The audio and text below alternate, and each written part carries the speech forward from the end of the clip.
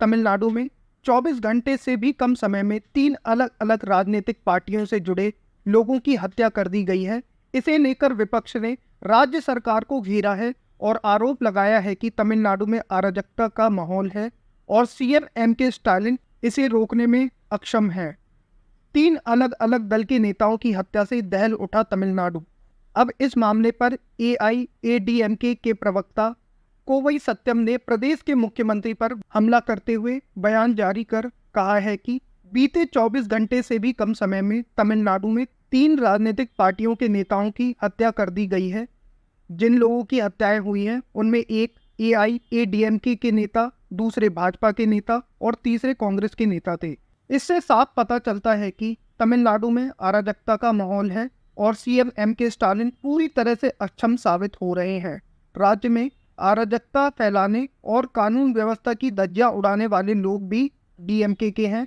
Police भी सत्ताधारी party से जुड़े लोगों के खिलाफ कोई कार्रवाई नहीं कर रही है, क्योंकि पार्टी हाईकमान ने पुलिस को निर्देश दिए हैं कि सत्ताधारी दल से जुड़े लोगों के खिलाफ कार्रवाई न की जाए। अलग अलग घटनाओं में विभिन्न पार्टी के नेताओं की हत्या पर अब आया भाजपा प्रदेश अध्यक्ष के अन्नामलई का बयान। तमिलनाडु के शिवगंगा इलाके में एक भाजपा नेता की बेरहमी से हत्या कर दी गई। जिस नेता की हत्या की गई वह शिवगंगई के भाजपा जिला सचिव थे।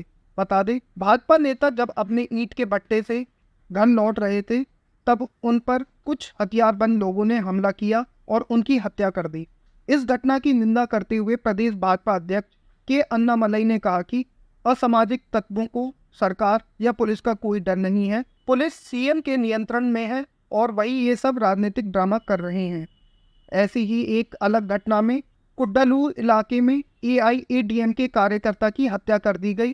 पीड़ित की पहचान पद्मनाभन के रूप में हुई है। बता दे एआईएडीएमके नेता पर कुछ हथियारबंद लोगों ने हमला किया और पीट कर उनकी हत्या कर दी। अब राज्य में अराजकता के माहौल के लिए भाजपा ने इंडी गठबंधन को बताया जिम्मेदार।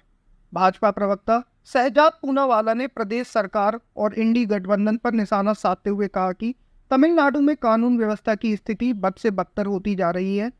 जुलाई की शुरुआत में बसपा के दलित नेता के आर्मस्ट्रॉन्ग की निर्मम हत्या कर दी गई थी।